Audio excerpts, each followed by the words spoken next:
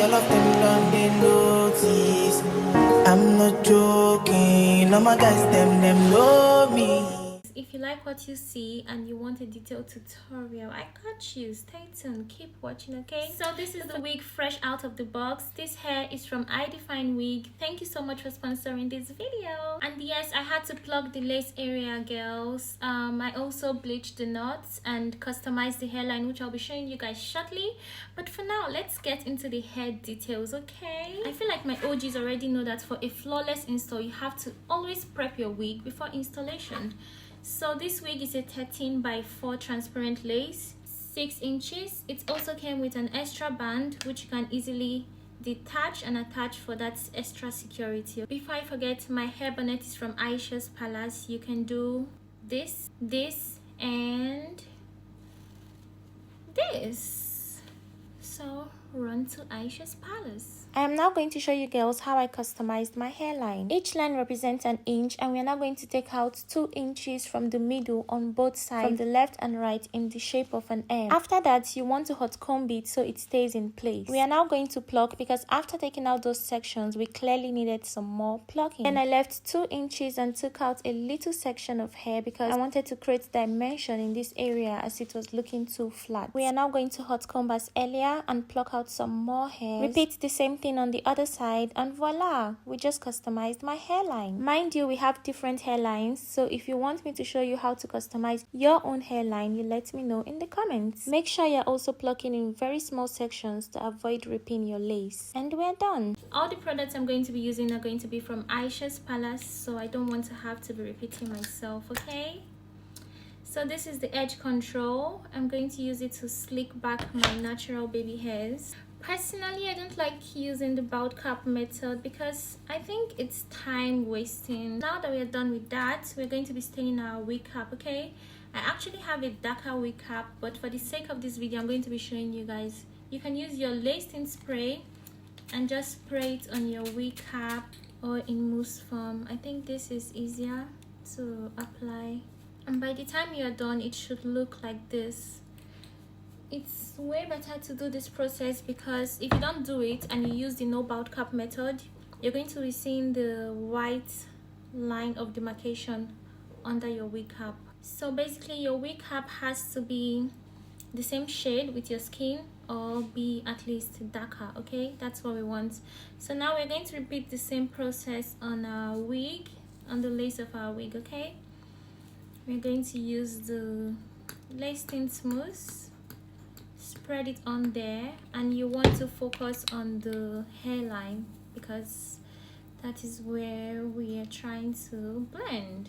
By the time you're done, it should look something like this. I am now going to clean the hairline with rubbing alcohol. So I went ahead to cut the lace off camera because personally, I mean, that's the best way. It's due to the importance of lace tints because at this point, this wig could pass for a glueless wig. Like, I need to fix this. I think it's a little bit forward. I want to take some, just a little section out. Yeah, I think way better. Yes, so I think that's perfect. We are now going to map out the areas we want to apply the glue, just to know where to stop with the application process.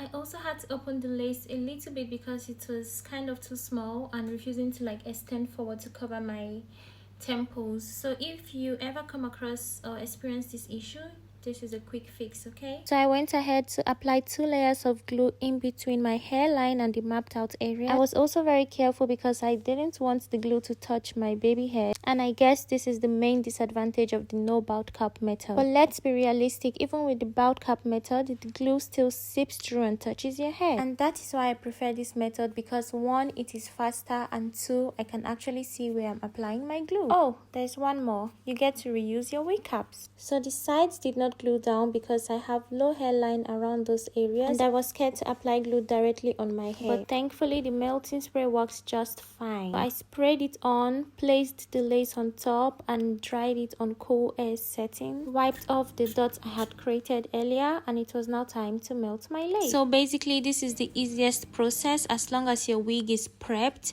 plucked, and your lace is tinted to match your skin tone. You should also make sure the lace is fully dried from the melting spray before tying it down with a melt band. Okay, so it's been like I wanted to do my makeup. Oh guys, can you see that melt? So we are now going to take out sections for the baby hairs. Honestly, I don't even feel like doing baby hairs because guys, this hairline is eating. Like, I really did a good job.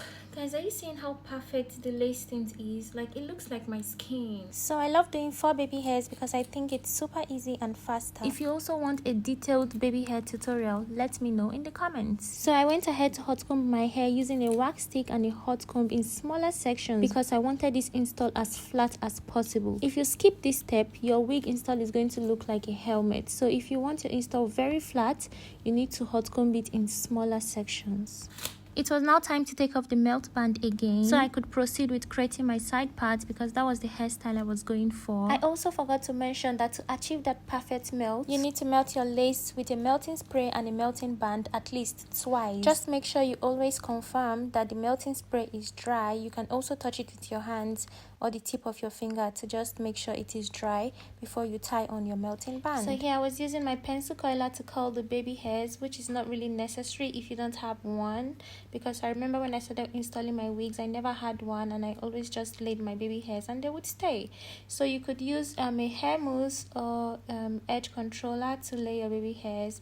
Whatever you prefer, do it, and whatever works for you, use it. So at this point I was doing the final melt down with the baby hairs laid, and I also had to do some final touch-ups to my hair. I had to straighten them and just kind of like make this style pop more, and I think that was the end of it.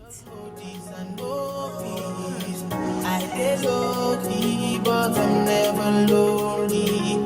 Sexy ladies, come wine feel me slowly.